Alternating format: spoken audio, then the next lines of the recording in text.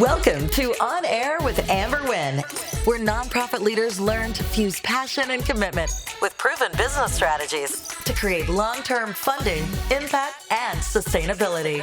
And now, here's your host and resident philanthrepreneur, Amber Wynn.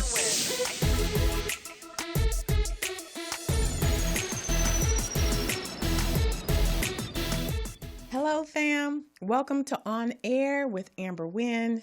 Today, I have a very interesting topic for you. It's called Why You Should Start a For-Profit Business Instead of a Nonprofit. A little odd, huh?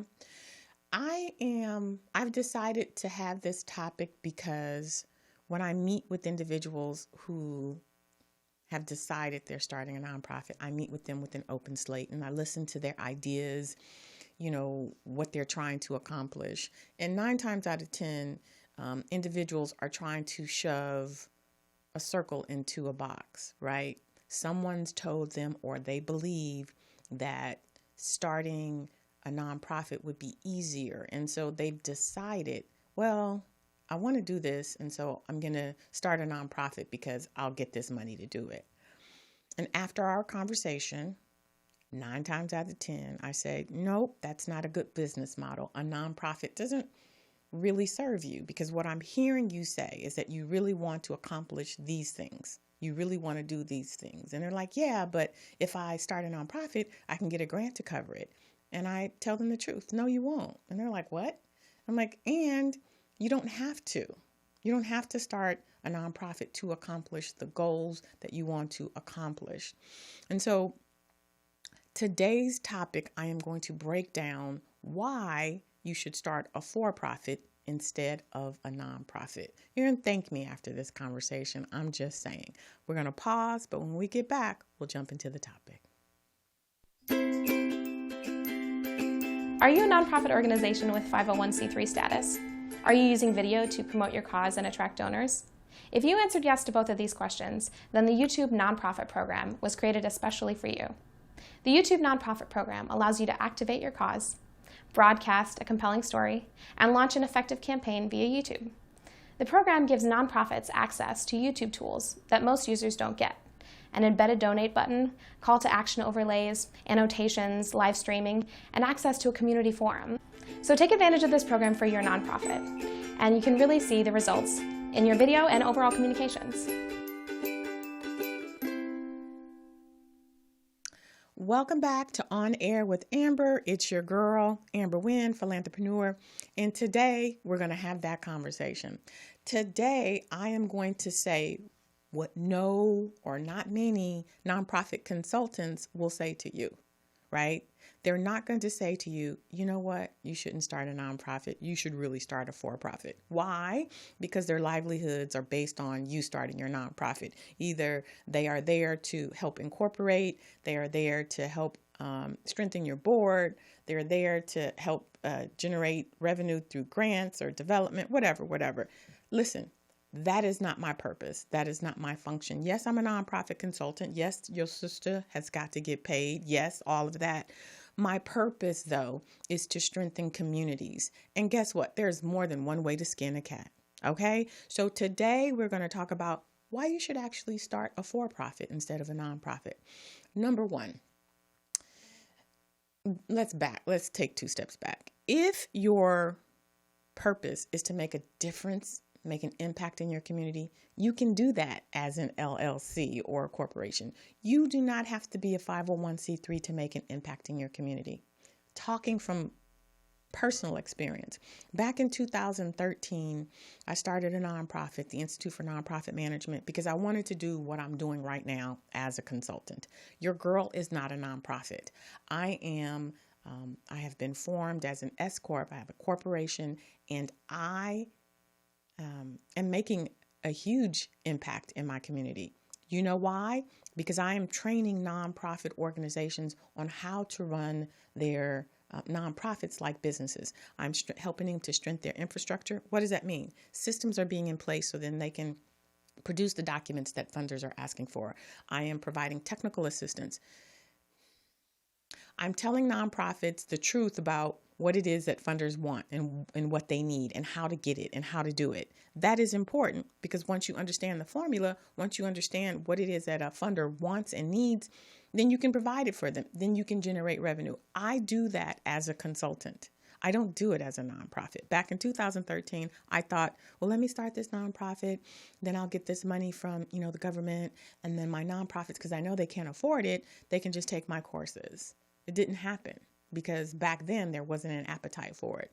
Now we're in the space, bless his heart and rest his soul, after George Floyd, there's money being,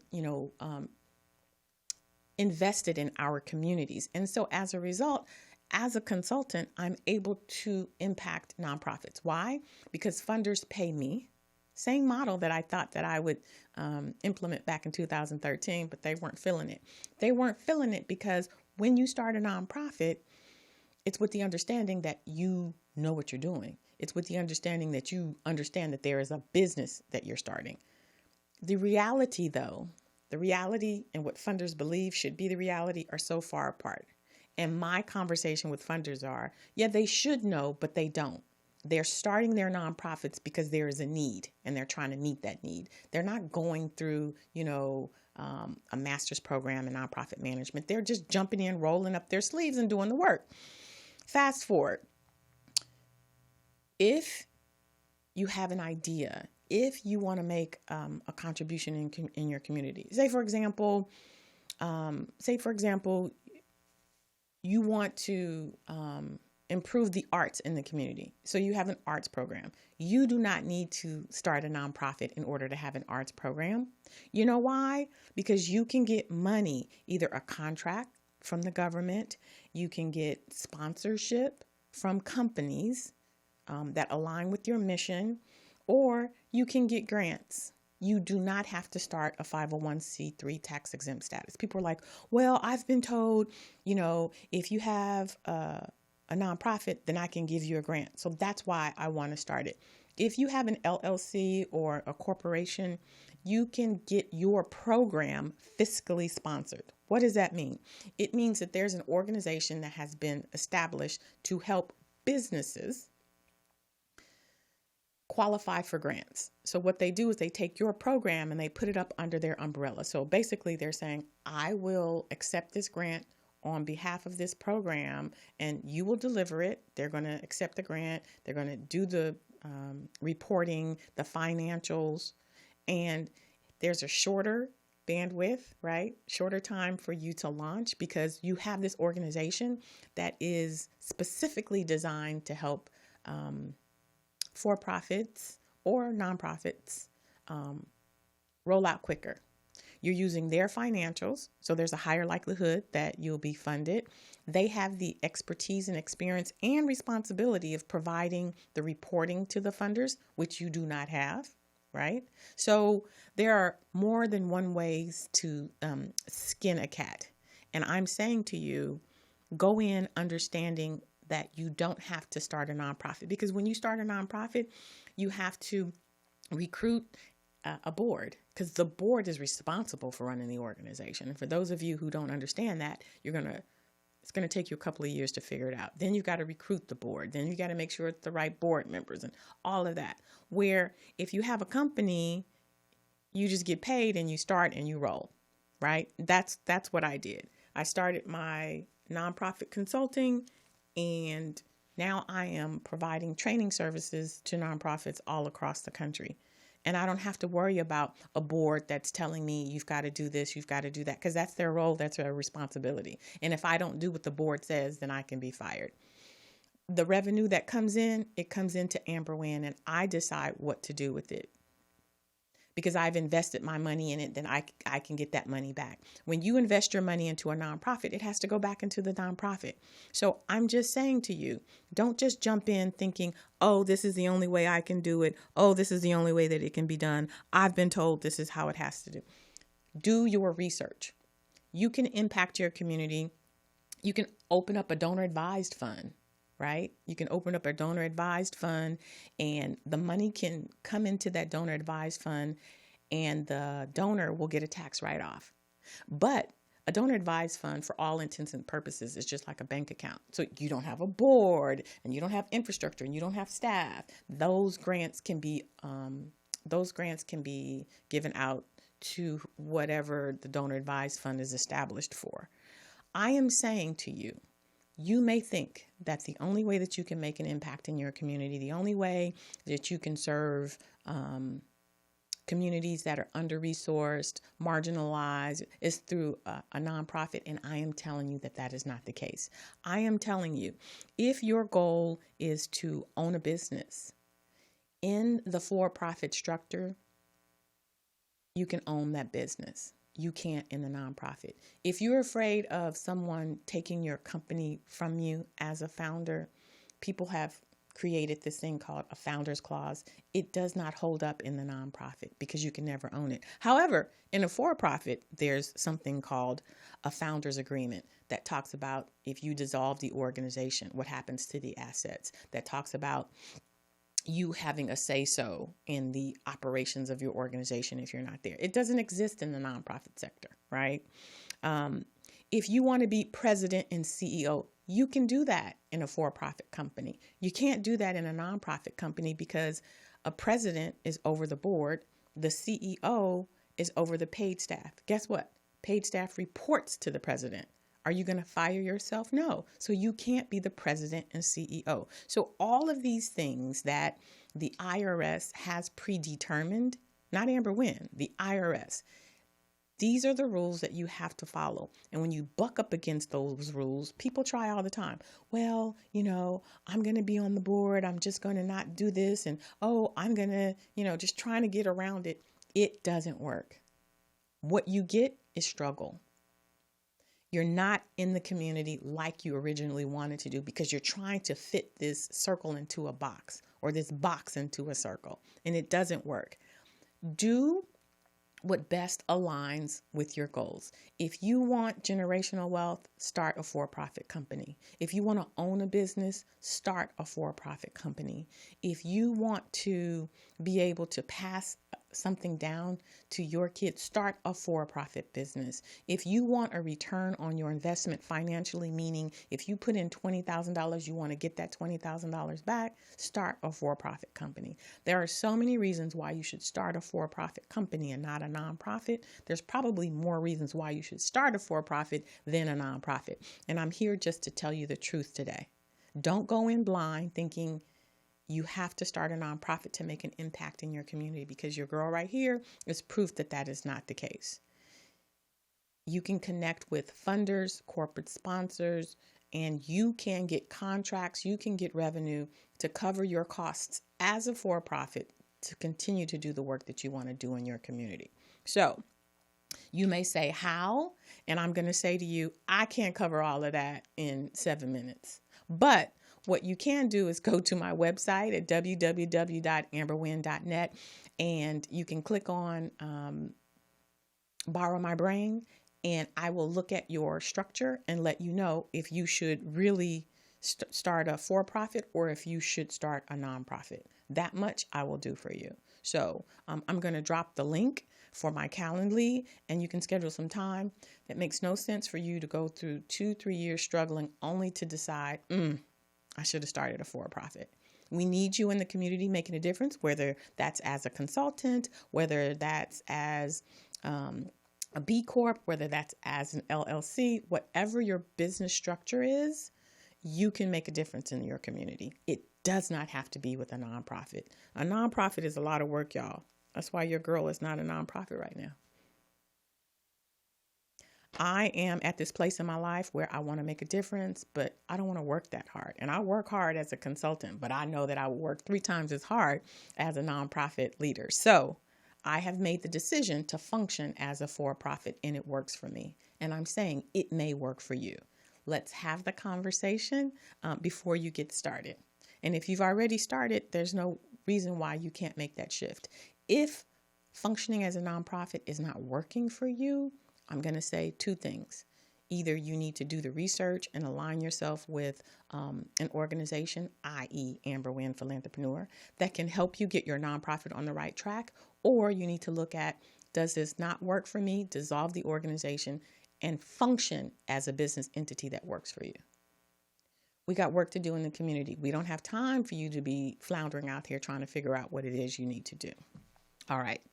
That is it for today. I can go on and on because I am passionate about this stuff, but I want you to go in open-minded, knowing that it may very well be that if you're thinking about starting a nonprofit, that you might be best suited for starting a for-profit. When we come back, though, we have a question coming out of, I believe it's Long Beach, in our Ask Amber session. So we're going to pause and then come back and get your questions answered. Nonprofits are building a better future for everyone. Whether your organization focuses on bringing clean and safe drinking water to everyone on the planet, or caring for people in your local community, nonprofits like yours are making a difference every single day. But nonprofits also face a unique set of challenges. How to manage volunteers and operations on a limited budget. How to raise awareness about your organization and mission through storytelling. And how to drive more engagement from donors to fundraise for your nonprofit. We believe that every nonprofit should be able to focus more energy on making an impact. Our mission at Google for Nonprofits is to equip nonprofits with the best of Google tools at no charge in more than 60 countries around the world.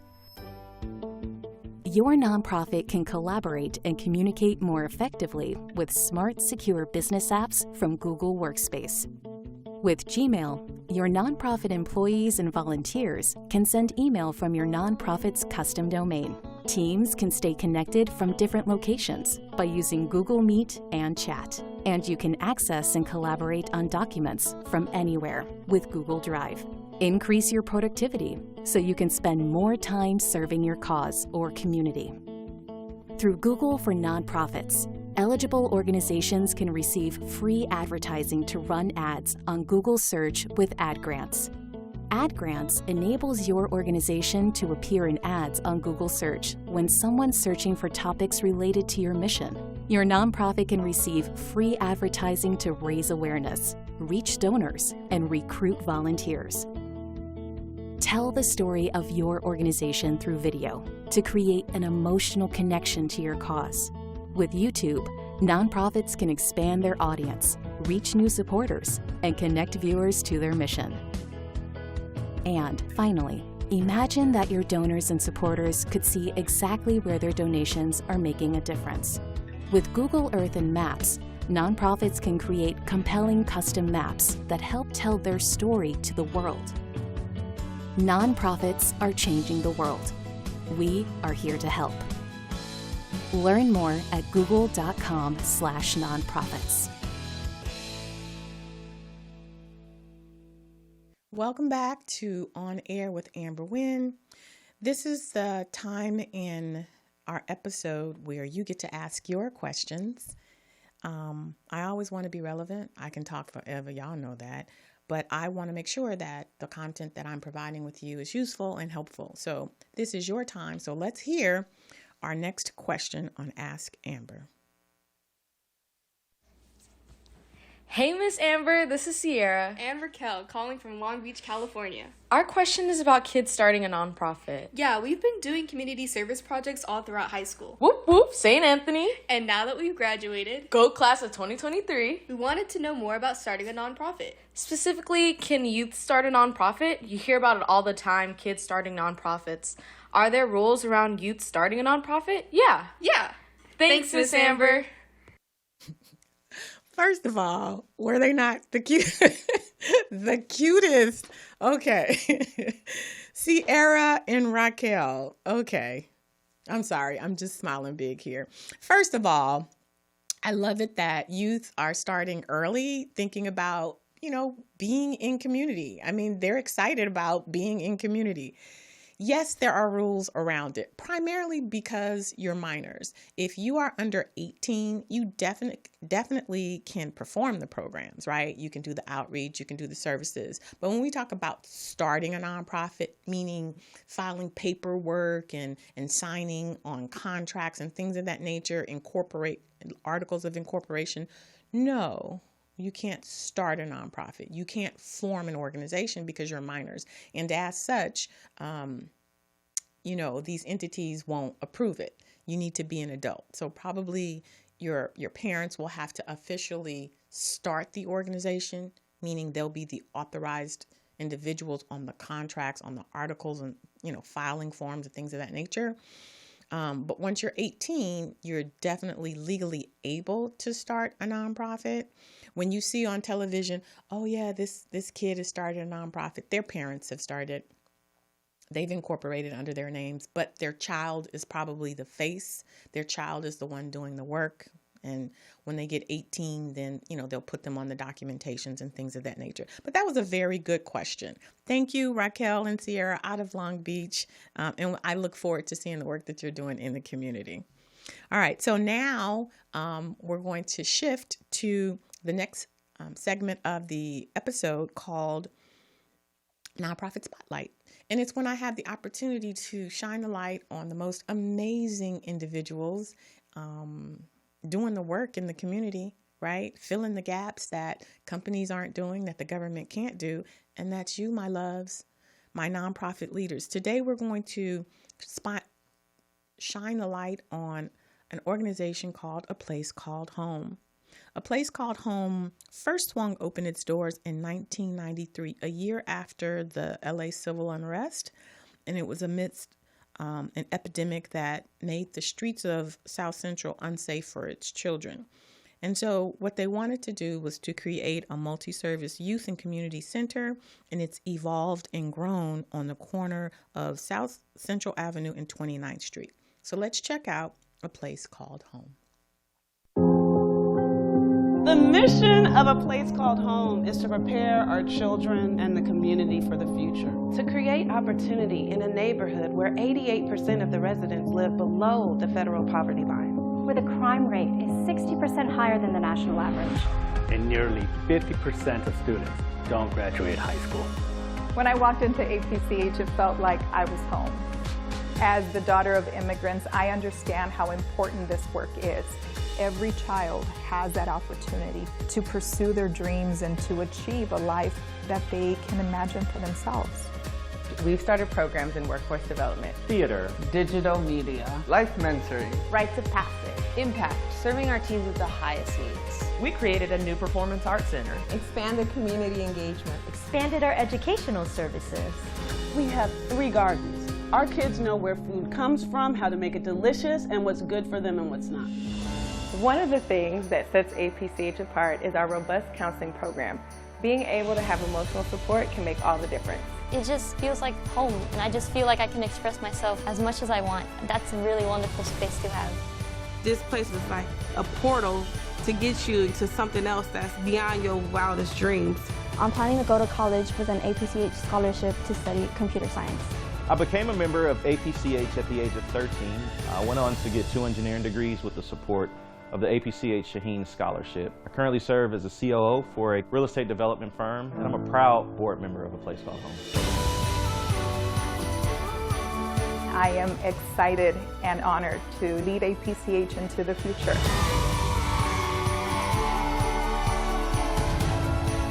We are excited. We are committed. And we'll be here, day after day, making a difference. Every child needs a place called home, and we want to make sure that we reach as many kids as possible.